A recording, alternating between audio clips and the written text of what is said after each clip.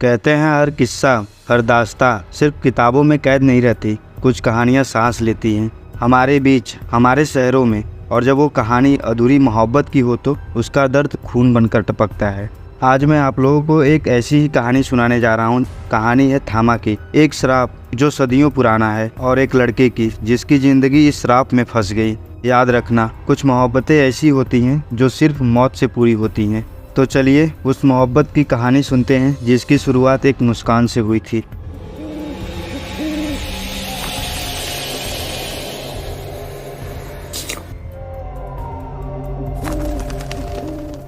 अनय शर्मा, उम्र मात्र 24 साल। कम ही उम्र में उसने पीएचडी कर रखी थी, वो भी बनारस हिंदू यूनिवर्सिटी से। अनय शर्मा का पुरानी जगहों पर रिसर्च चल रहा था, लाइक पुराना किला या ऐसी जगह जहां रहस्यमय शक्ति या किसी कारणवश वहां ताला लगा हो। तो एक दिन टीम की तरफ से एक मैसेज आता है कि राजस्थान के एक वीरान किले में पैरानॉर्मल एक्टिविटी देखी गई है। और अनय एक ऐसा लड़का था जिसे पैरानॉर्मल घटनाओं के बारे में जानने की बहुत उत्सुकता होती थी। अनय और उसका एक दोस्त मोहित अगले ही दिन राजस्थान पहुंच जाते हैं और शाम तक पहुंचते हैं उस किले में जिसका नाम थामा का किला था। कुछ लोगों का मानना है कि इस किले में रात होते ही मौत भी दहशत में कांपती है। अनय के दोस्त मोहित ने समझाया कि भाई केवल वहां दिन में ही जाएंगे, लेकिन अनय इन सब बातों को कहाँ मानने वाला था। अनय कहता है, डर मत यार, कुछ लोग कथाएं सिर्फ सुनाने के लिए होती हैं, असलियत में कुछ नहीं होता। और वो दोनों निकल पड़े। रात का समय था, आसमान काला, हवाओं में ठंडक, किला सामने खड़ा था।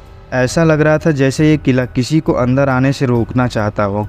मगर अनय ने गेट धकेला, गेट चरमराया और आवाज़ पूरे किले में गूंज उठी। किले के अंदर जाते ही एक महिला के दौड़ने की आवाज़ आती है, जैसे वो महिला अनय के आने का ही इंतजार कर रही थी। अनय को बस उसका थोड़ा सा चुनरी दिखता है। अनय ने आवाज़ दिया, कौन है वहाँ, लेकिन किसी का रिप्लाई नहीं आता। अनय का दोस्त मोहित फिर से कहता है, यार मुझे कुछ ठीक नहीं लग रहा है यहाँ, चल वापस चलते हैं। तब तक दरवाज़ा अपने आप ही बंद हो जाता है। अब तो मोहित की और भी हालत ख़राब हो जाती है। वह रोते हुए स्वर में कहता है, मैंने बोला था रात को मत चले, यहाँ पर थामा का साया है, लेकिन तू कहाँ मानने वाला है, तू तो बस अपनी सुनता है। जा अब बात कर उस थामा से। उस थामा के किले में बहुत पुराने जमाने की तस्वीरें लगी हुई थी। जब अनय उन तस्वीरों पर टार्च जलाता है तो देखता है कि हर तस्वीर में एक ही औरत, सफ़ेद लिबास, लाल चुनरी और चेहरे पर हल्की सी मुस्कान। मोहित ने पूछा, ये कौन है? तभी उसके पीछे से दौड़ने की आवाज़ फिर से सुनाई दी। उसने पीछे मुड़कर देखा और उसका दिल थम गया। वो औरत सामने खड़ी थी,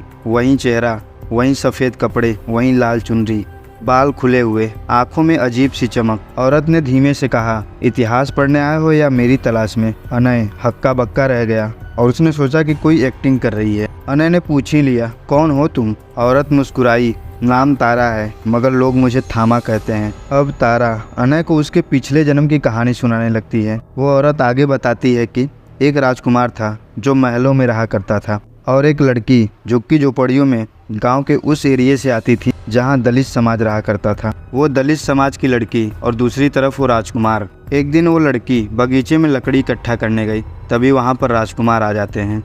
किसी भी तरीके से उन दोनों की बातचीत होती है और धीरे धीरे दिन बीतता है और उन दोनों में नज़दीकियां बढ़ती जाती है। एक दिन अचानक राजकुमार के पिताजी को खबर मिलती है कि राजकुमार एक दलित लड़की के साथ प्यार कर बैठे हैं। जैसे ही ये सब पता चलता है, उनके पिताजी का खून खौल उठता है और अगले ही दिन उस लड़की को उस महल में बुलवाते हैं। राजकुमार को इन सब चीज़ों के बारे में नहीं पता होता है कि क्या चल रहा है, और उस लड़की की बेरहमी से हत्या करके उसी महल के अंदर एक रूम में दफना दिया जाता है। मगर उसे धोखा मिला, उसका खून इसी ज़मीन पर बहा और उसने जाते जाते कसम खाई कि उसका प्यार अधूरा नहीं रहेगा, चाहे इसके लिए उसे 100 बार वापस आना पड़े। अनय उसकी बातों को सुनकर हैरान था, मगर तारा का चेहरा, उसकी आंखें अनय को अपनी तरफ खींच रही थी। वो बातों में खो गया, उसे एहसास ही नहीं हुआ कि ये कोई थामा का श्राप है।